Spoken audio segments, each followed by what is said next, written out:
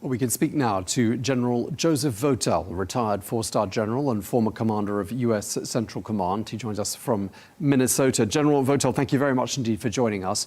We were just listening to a clip before we crossed to you of President Trump saying that some large U.S. warships are heading to Iran. He warned that bad things would probably happen if a deal cannot be reached.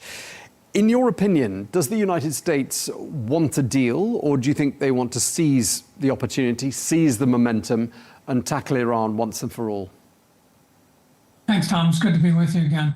I think the United States is looking for a deal here. Certainly, the president has a very unique way of communicating, and he is definitely leveraging military power here, the deterrent and the threatening aspect of military power here, to put more pressure on the regime, to get them to some type of discussions and ultimately to an agreement here. I think it's in our long-term interests. It's certainly in the interests of the region to try to find a diplomatic agreement here with Iran. Now, that's not going to be easy. I think the U.S. demands are pretty high for this, but certainly I think that represents a better outcome for everybody involved rather than just resulting in military action. I mean, Tehran's regional influence has been severely reduced in recent months by Israeli attacks on their proxies. We've also seen anger on the streets throughout the last couple of weeks. The economy looks extremely weak. If President Trump wants a change of leadership in Iran, isn't it a case of now or never? Well, I don't think what the U.S. has expressed is a change in regime. I think what we are really focused on is a change in policy.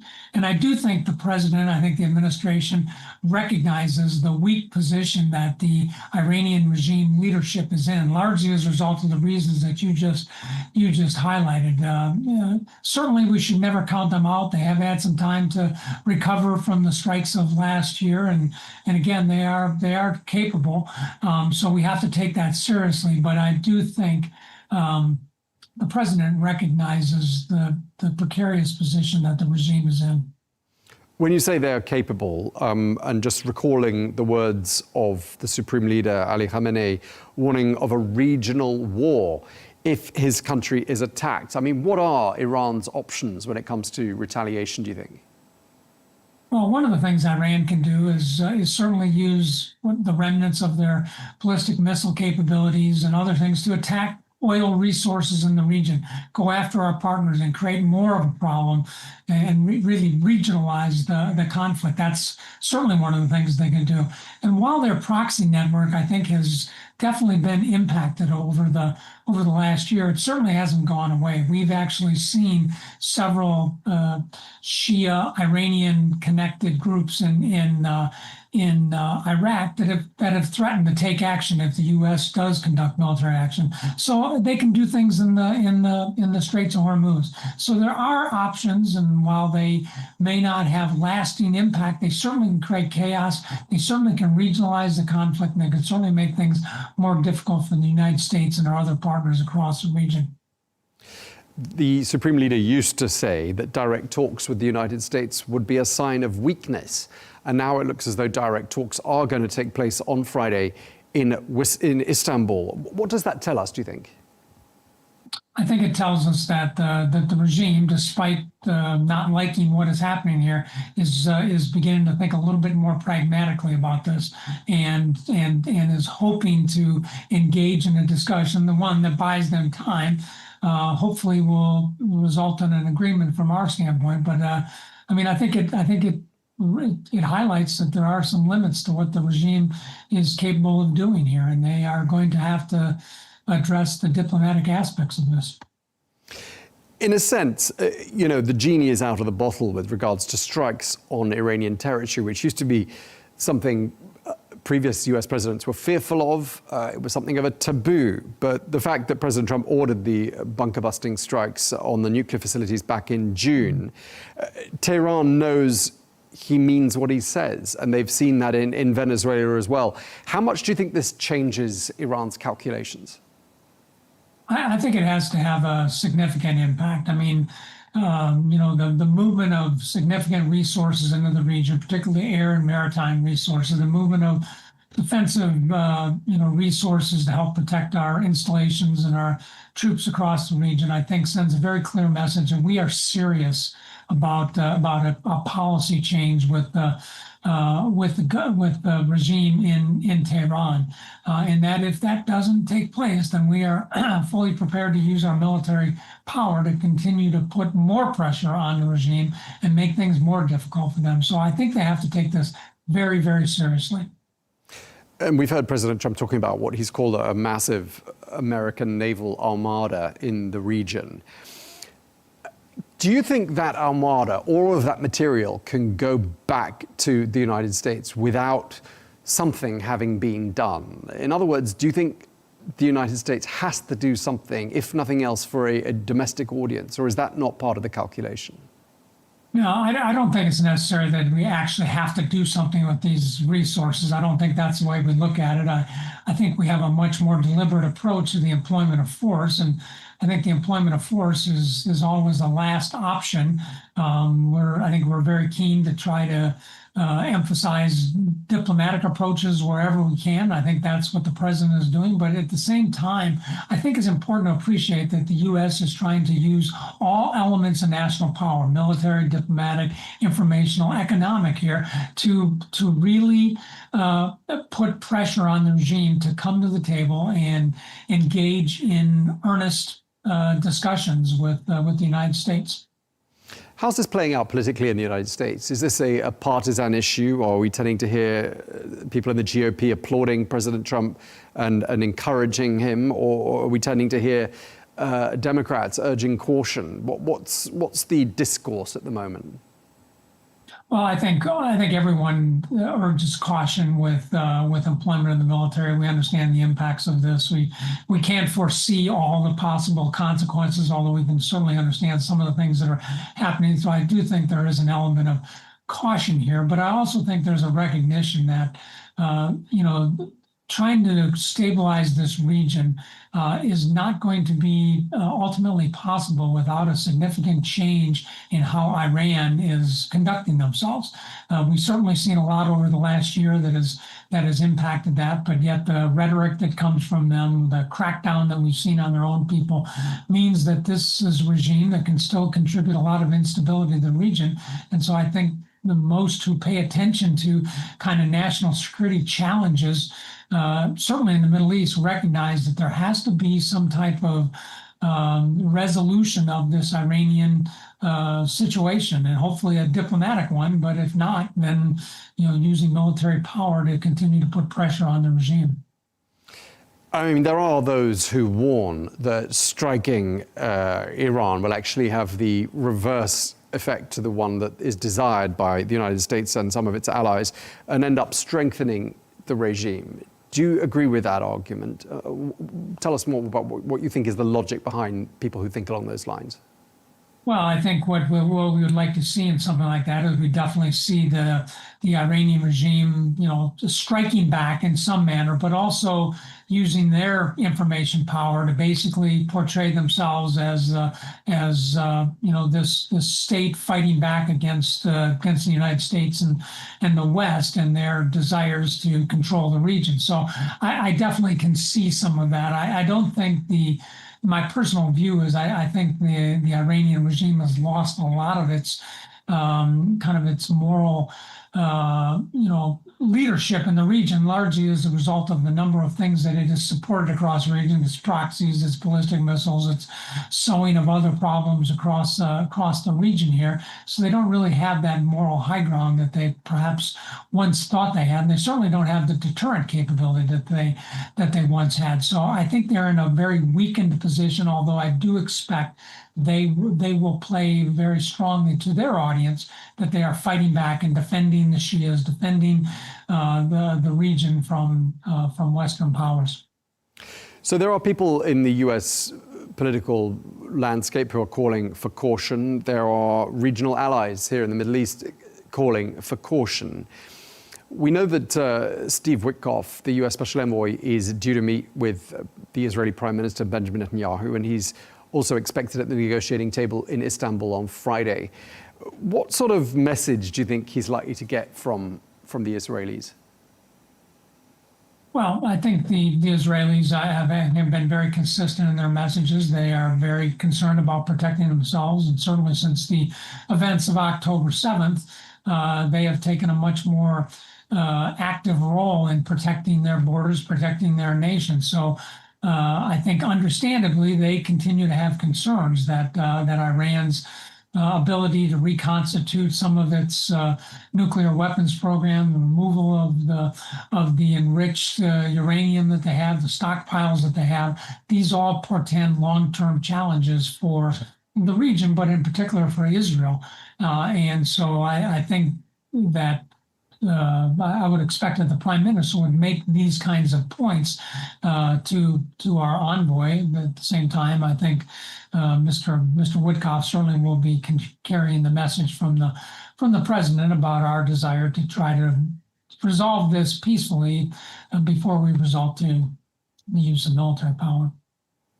How do you rate President Trump's chances of succeeding where previous presidents have not with regards to the Iran dossier?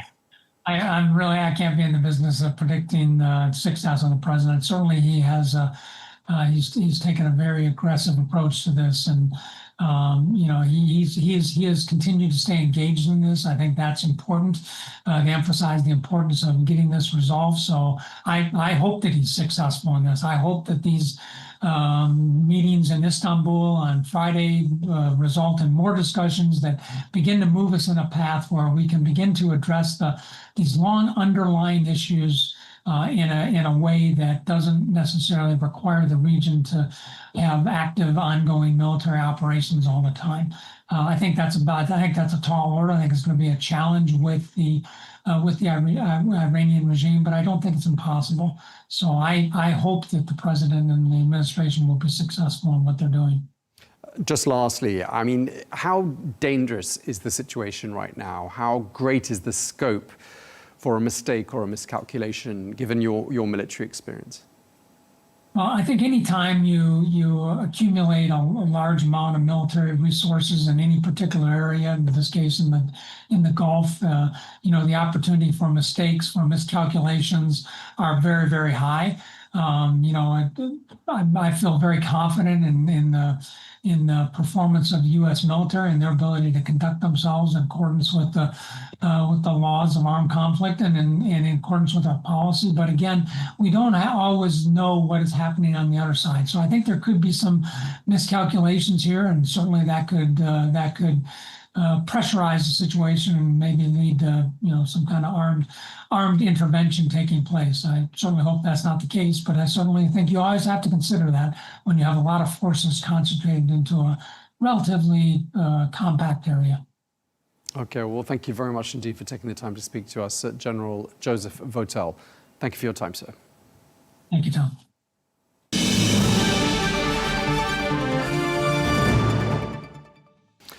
Well, we're joined now by David Hale, former U.S. Special Envoy for Peace in the Middle East and former U.S. Secretary of State for Political Affairs. He also served as U.S. Ambassador to Lebanon, Pakistan and Jordan. Ambassador Hale, thank you very much indeed for joining us once again here on Al Arabiya English. What do you think Washington wants to get out of these talks that we assume are taking place on Friday in Istanbul? Well, the long-standing position, stated position of the Trump administration has been that any deal has to be an improvement on the JCPOA nuclear deal that was negotiated way back during the Obama administration, 2015. And that means absolutely no capacity to enrich uranium, no capacity to produce ballistic missiles. And one aspect that is particularly new is to demand that Iran end its destabilizing behavior throughout the Middle East. These, of course, have been consistently rejected by the Iranians. Now that there is the credible threat of military action hanging over their heads, they're willing to come back to talks, but whether that's a serious proposal or simply an effort to buy time, we'll find out over the course of the coming days. Indeed. I mean, with the USS Abraham Lincoln in the region and a considerable amount of US military material, plus looking at the track record of the Trump administration, strikes were carried out on Iranian territory back in June of last year. We saw what happened in Venezuela. Do you think perhaps Iran's red lines aren't quite as red as they used to be? I think it'd be very difficult for them to step back from these ideas, but the regime is definitely more vulnerable than it's ever been since the revolution in 1979 because of its internal problems, the loss of its external allies, the proxies in the region, and the points you make about the realization that the Trump administration means business and is prepared to act in unconventional ways that they may have assumed previous administrations were not prepared to go toward. So we'll see. I think the important thing is probably not to judge what happens on the first day or the second day. This is going to require persistent maintenance of pressure from all sides, the military side, the diplomatic side, and ramping up economic sanctions, which are not fully being enforced, if we're going to really change the mindset and the calculation of the Iranian leadership.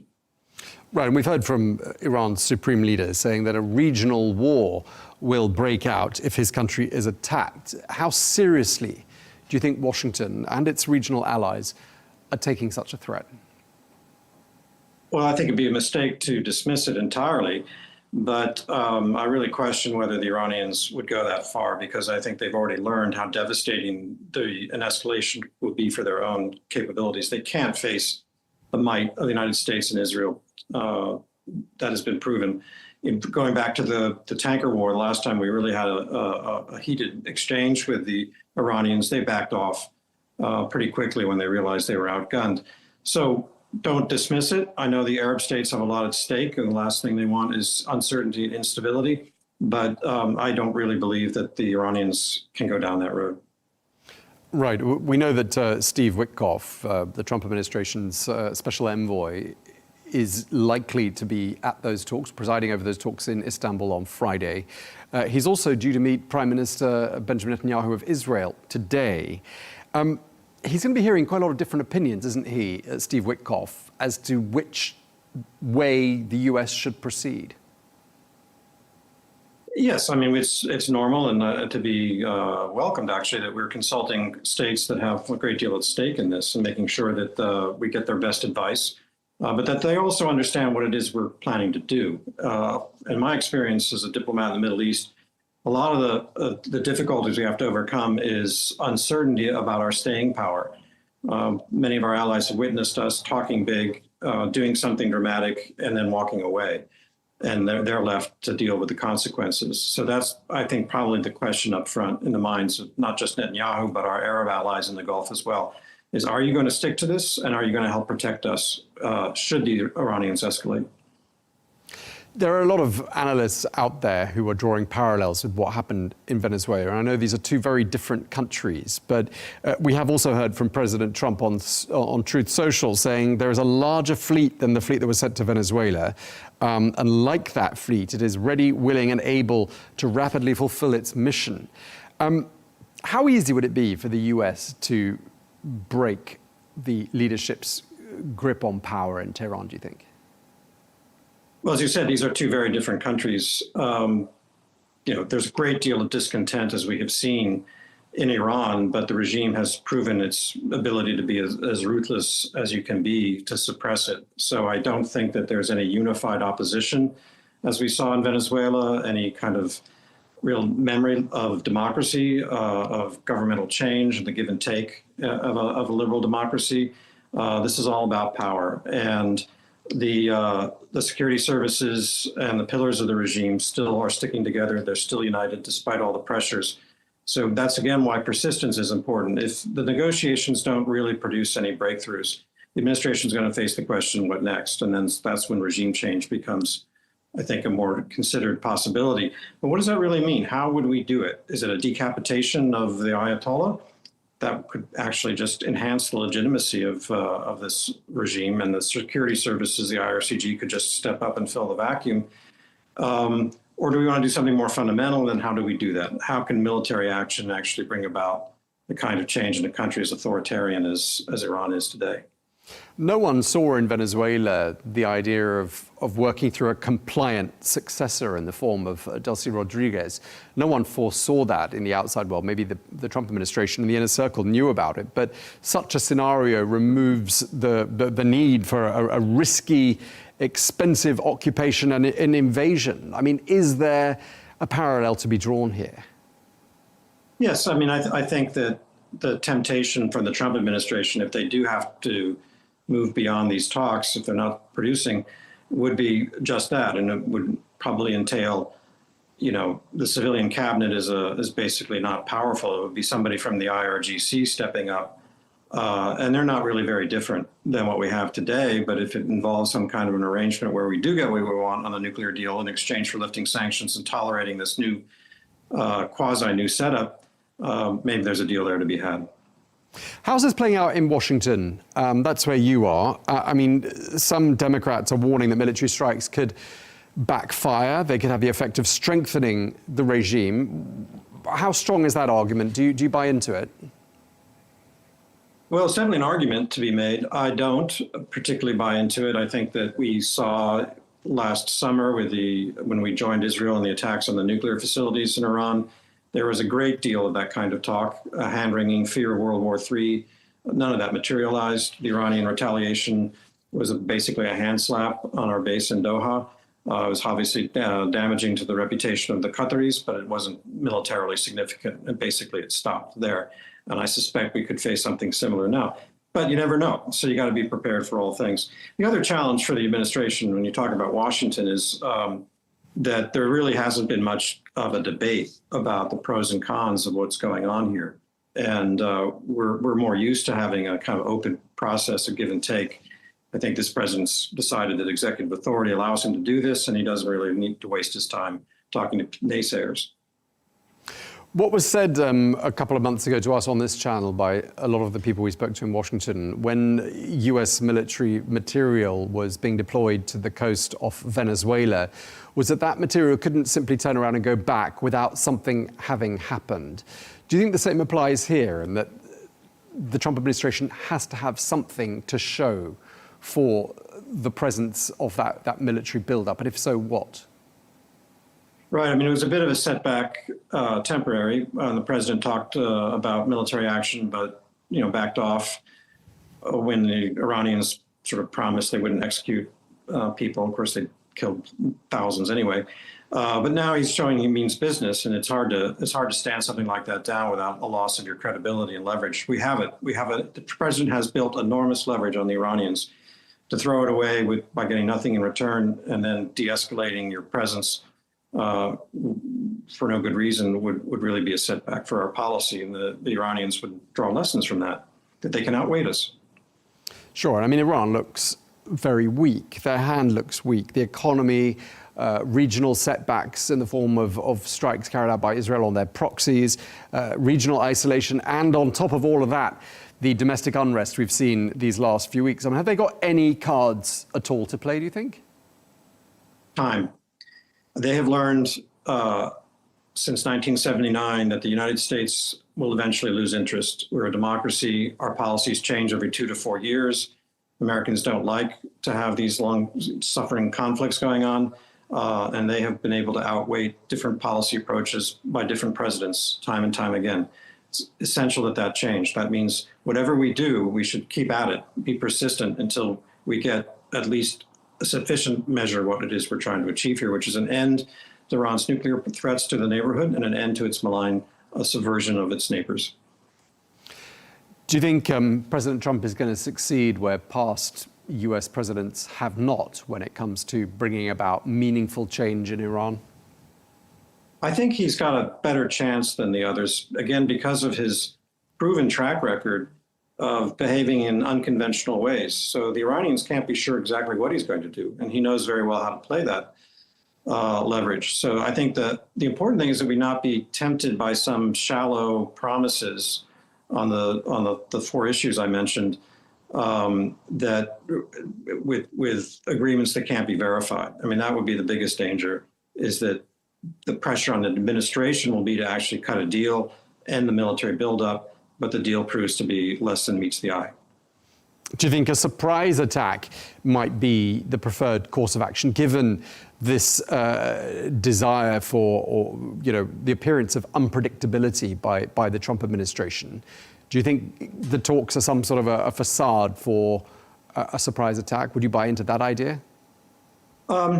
Maybe. I'm retired. I'm not conversant with the discussions, but I did work for the Trump administration in the first term, and he was always about wanting a deal. He's actually not a warmonger.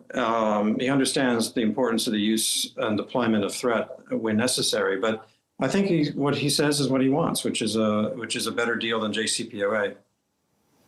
Again, Ambassador Hale, just lastly, I mean, there are people concerned about mistakes being made, about miscalculations, about tempers flaring. How great is the risk of a miscalculation at this particular moment, would you say?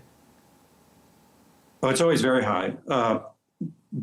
Military actors, states like this, even the United States, we can sometimes believe we have everything under control when we don't. We may have made assumptions about decisions and assumptions of our opponent that prove to be faulty. And you can find yourself in an escalatory situation, or just an accident happens. Somebody may be trying to do a hand slap, symbolic military attack that ends up sadly killing many, many civilians unintentionally. And then you have enormous pressure on the opponent to fight back. So yeah, it's always a danger. And that's, I think, why the administration should be applauded for taking its time here. It has not rushed into this. Okay, well, we really appreciate you taking the time to speak to us. Thank you very much indeed. David Hale, former US Special Envoy for Peace in the Middle East. Thank you for your time, sir. Thank you.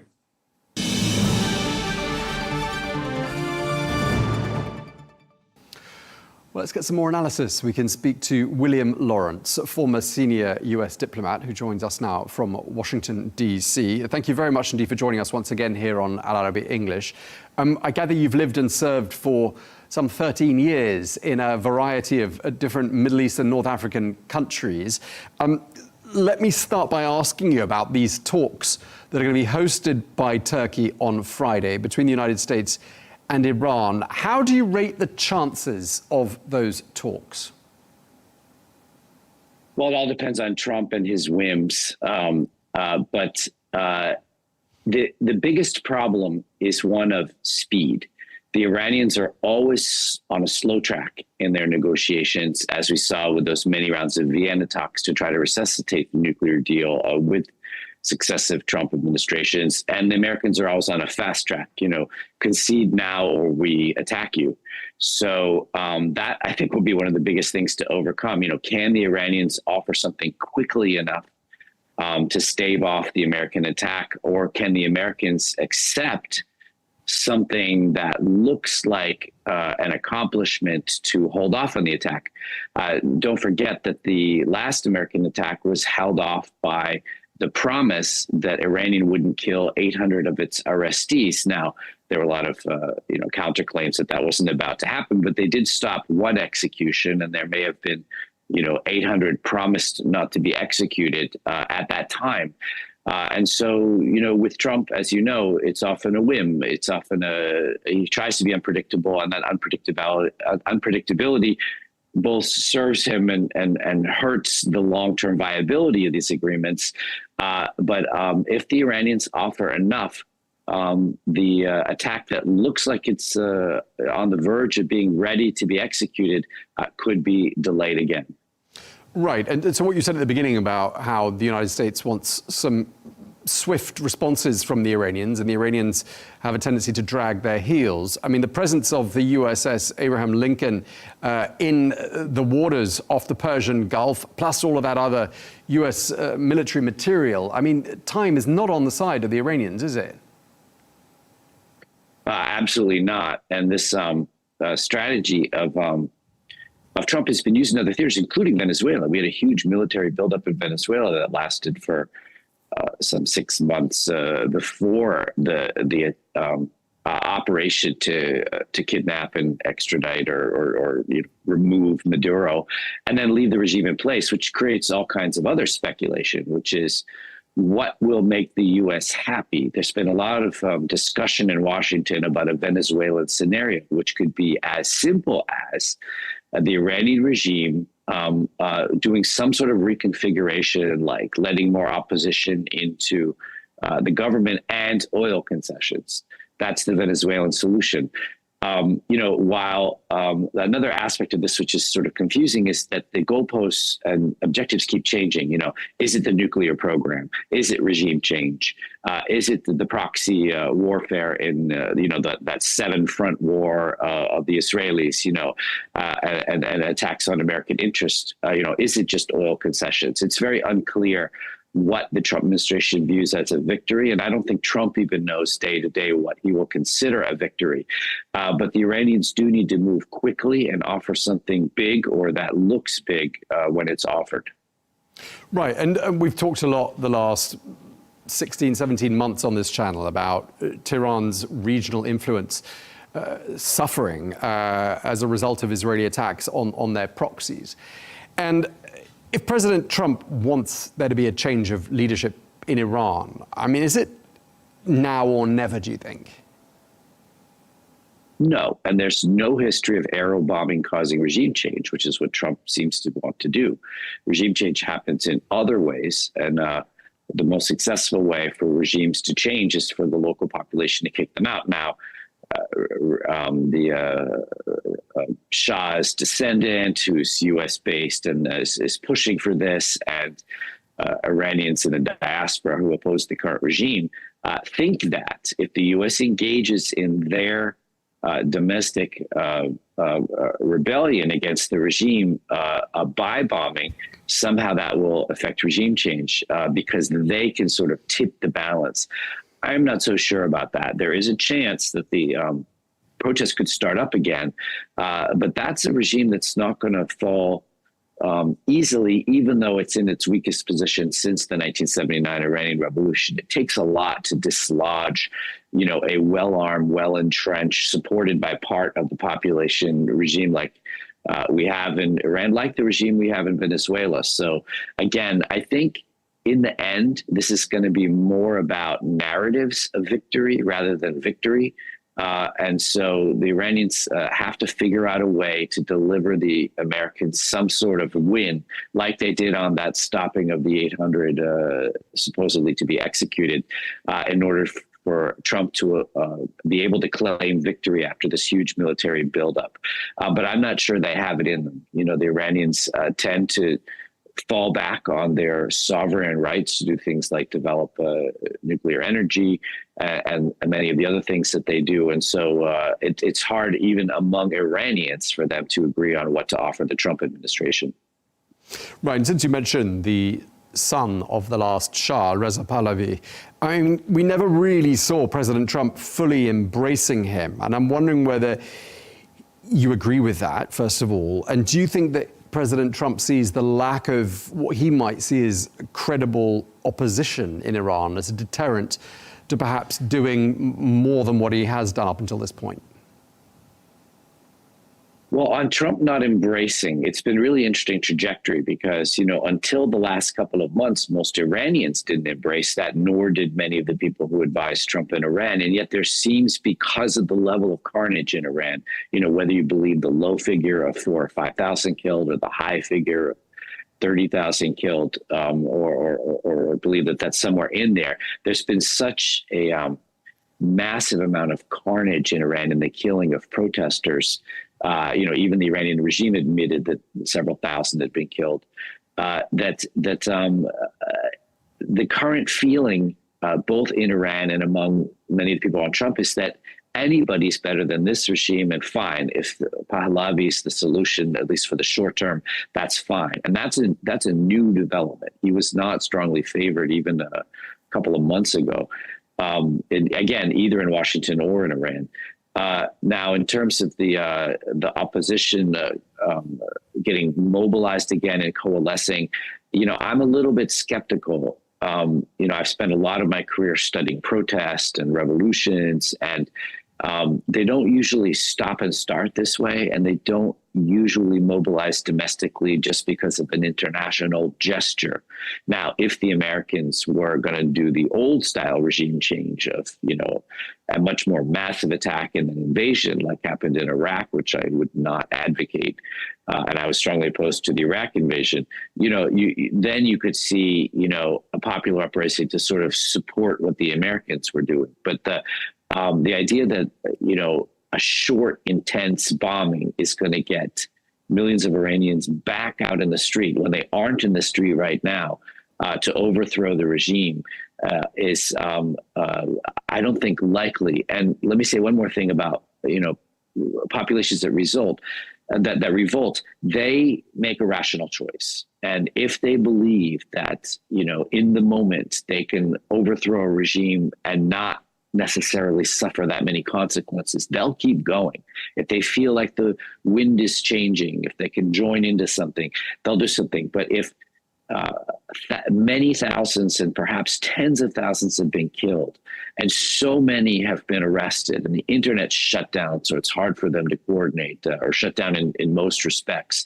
If they're going to somehow remobilize and retake the risks of being slaughtered again by the thousands, I don't think the population of Iran is going to go that far because, people do try to preserve their own lives, when it comes to massive uprisings, and they've already sort of gone back to their homes. The odds that a short U.S. bombing is going to bring them out again, I think, is not high. That's true. But one of the things we've heard from insiders in the Iranian regime the last couple of days is that this sense that the public anger in Iran, although that people aren't out on the streets at this particular moment, is so great that fear is no longer a deterrent. At least that's how it's viewed by the leadership in Iran. And I'm wondering whether not having fear as a deterrent leaves them with a sense of vulnerability. That's a good thing for the Iranian regime and its supporters to think that. And I think that was the case a month ago or 3 weeks ago. I'm not sure it's the case today. I do believe that fear is keeping people home at the current instant, today, yesterday, tomorrow.